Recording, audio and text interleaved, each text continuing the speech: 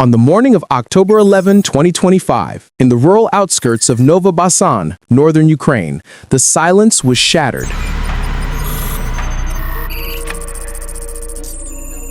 Russian armored units, including T-90 tanks with 950mm composite armor and BMP-2 infantry fighting vehicles, poured into the Koryaka corridor under the heavy cover of 300mm Smerch rockets.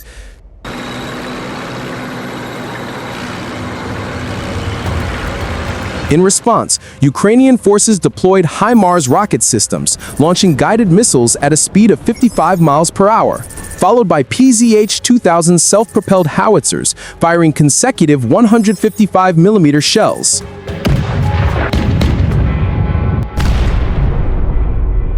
FPV drones equipped with PG-7VL warheads skimmed over the treetops, while Russian K-52 attack helicopters roared from the clouds, firing volleys of unguided rockets.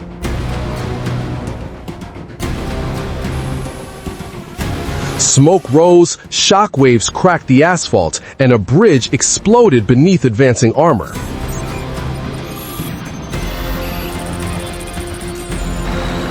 This was not just another skirmish, it was a fully coordinated battle across land, air, and the electronic domain.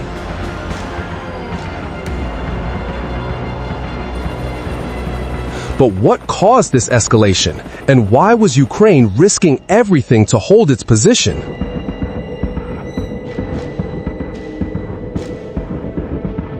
At 8 a.m., near the outskirts of Chernihiv province, Ukrainian forward scouts detected a Russian armored convoy moving at 32 miles per hour through the Koryaka corridor.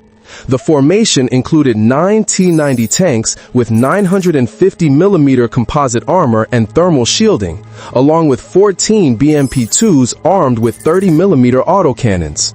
Supporting them from behind were 2 BM-30 Smerch rocket launchers positioned 6.2 miles from the front, aiming to capture a strategic bridge linking Ukraine's railway routes.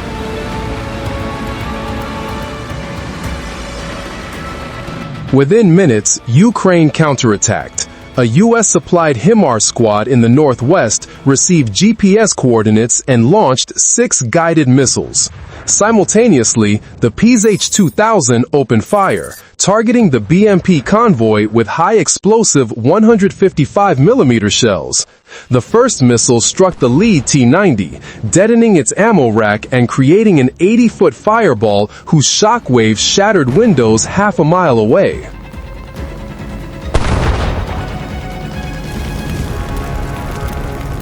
Moments later, FPV drones armed with PG-7VL warheads flew low through the tree line, slipping past anti-air defenses to strike the supply vehicles at the rear. The ambush wasn't meant to stop the entire Russian force, but to lure it into a pre-designated kill zone. By 10:15 a.m., Russian troops reached the southern edge of Novobasan, a narrow route where the terrain forced their vehicles into predictable paths. Ukrainian engineers had already planted directional anti-tank and seismic mines along the road.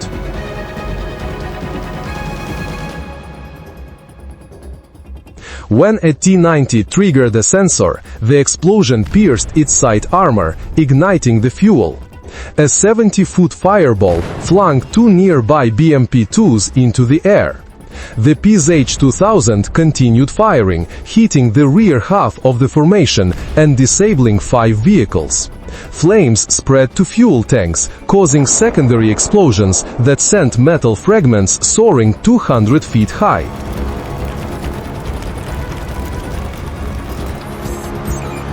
Around 11 a.m., Российские К-52 helicopters appeared, launching 80mm rockets at suspected Ukrainian positions, but poor aim and difficult terrain caused most to miss. Hidden Stinger teams in basements and garages retaliated, firing 4 missiles. One K-52 was hit in the tail, spiraling down into a 2-story building and exploding.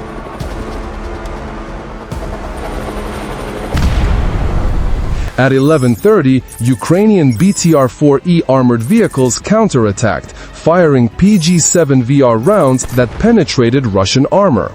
A BMP-2 caught fire within seconds. Infantry advanced, supported by FPV drones dropping warheads from an altitude of 40 feet, destroying enemy trenches. Russian soldiers were pinned down by artillery fire and surveillance UAVs.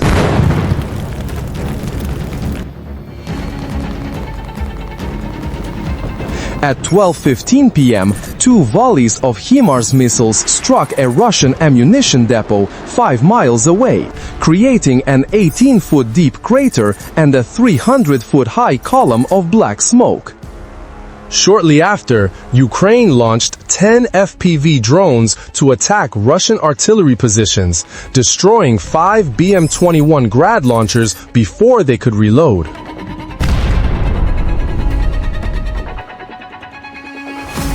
By 1 p.m., the Russian assault had ground to a halt, their vehicles trapped in an urban dead zone saturated with precision fire. If Ukraine were to join NATO, would Russia dare escalate this into an all-out war with the alliance?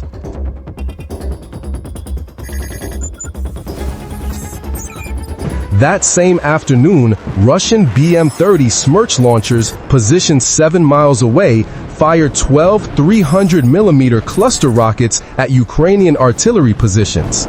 The massive explosions severely damaged 2 PAZ-2000 howitzers. Ukraine immediately retaliated. HIMARS units launched 4 guided missiles, striking the BM-30 battery and creating twin fireballs 85 feet high, with shock waves extending over a mile.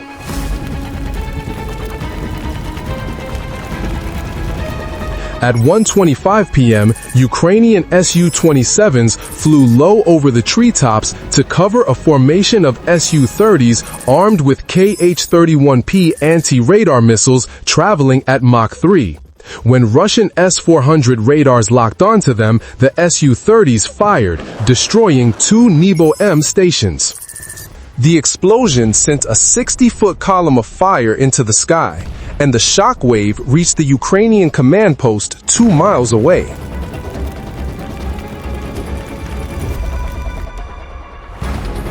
At the same time, Ukrainian electronic warfare units jammed the S-400's guidance system, causing 2 Russian interceptor missiles to veer off and explode harmlessly. Within this 4-minute window, Ukraine launched 22 FPV drones traveling 70 miles per hour to strike Russian artillery and supply depots. 3 Tu-S-19 self-propelled howitzers were destroyed, one explosion launching a turret 35 feet into the air.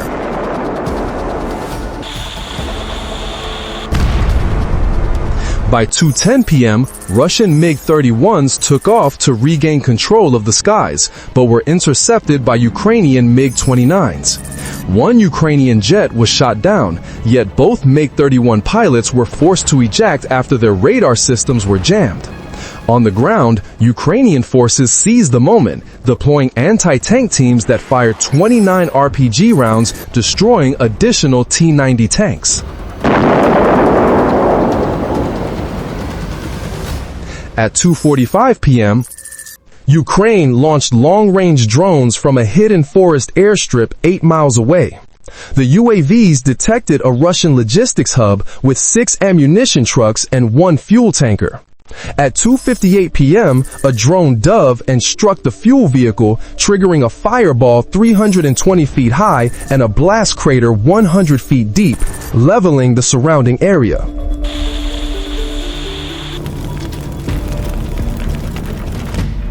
By 3:15 p.m., HIMARS struck a bridge 6.5 miles northeast just as a Russian BTR-82A convoy was crossing.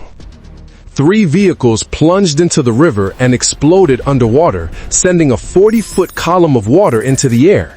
Seizing the opportunity, Ukrainian infantry launched a flanking assault and, by 3:50 p.m., secured 2 roads leading into Novobasan, establishing minefields and sniper positions.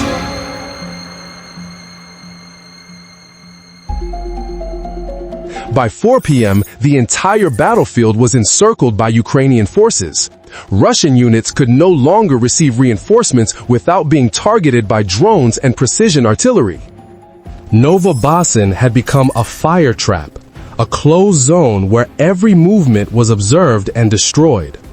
Ukraine hadn't merely stopped the assault, they had turned it into a grinding battle of steel and attrition.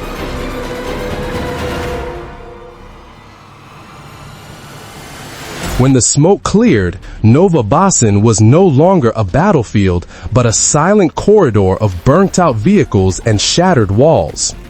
Flames still raged in the fuel depots, black smoke coiling skyward. The ground was littered with twisted armor, shattered optics, and destroyed equipment.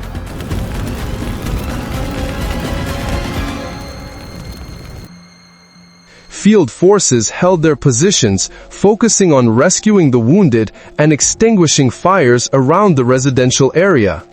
Field medics moved through the rubble, bandaging the injured, while engineers cleared mines to secure the bridgehead.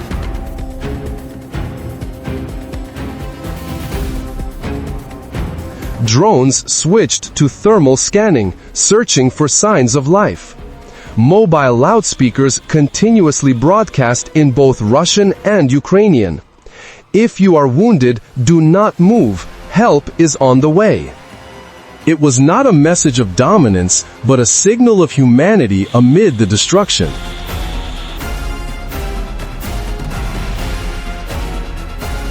After 4:30 p.m., the gunfire ceased. What remained was not victory, but loss. The railway was severed, roads destroyed, supply chains paralyzed, and civilian homes reduced to ashes.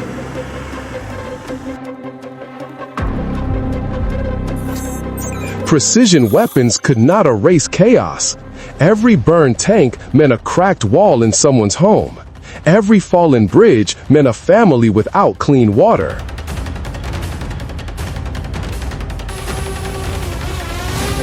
By 6 p.m., the Ukrainian commander ordered a complete ceasefire. No pursuit, no further shelling. Safe corridors were marked on the map, and a simple message was sent. This battle had a purpose, but peace remains the true goal. Not to claim more land, but to stop turning land into ashes. The Battle of Novobasin on October 11, 2025, marked a turning point in modern warfare. Russia unleashed a powerful mechanized force, T-90 tanks, BMP-2s, BM-30 Smerch, and BM-21 Grad rocket systems, K-52 helicopters, and MiG-31 fighters, all supported by the S-400 air defense system. It was traditional firepower, brute strength, heavy armor, and overwhelming volume.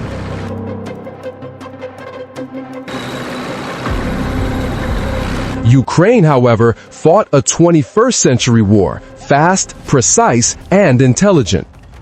HIMARS and PZH-2000 systems fired GPS-guided shells.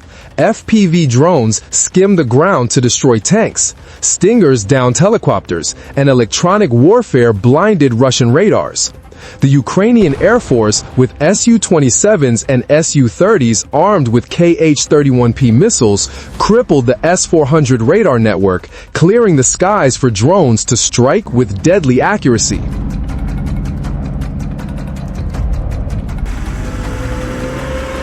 If Russia showcased its might through steel and explosions, Ukraine answered with data and technology.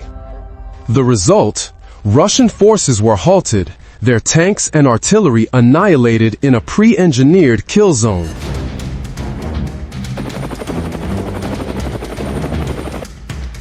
The Battle of Novobasin proved that in modern warfare, intelligence and precision can defeat mass and firepower. Ukraine did not merely defend, they used technology to turn the battlefield into a testament to a new era of war.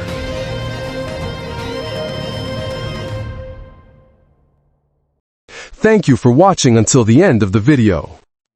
If you found these analyses valuable, Please hit the like button, subscribe to the channel, and turn on the notification bell so you won't miss future battlefield reports. Every view and comment from you is a great motivation for us to continue bringing authentic, in-depth, and human-centered perspectives on conflicts around the world.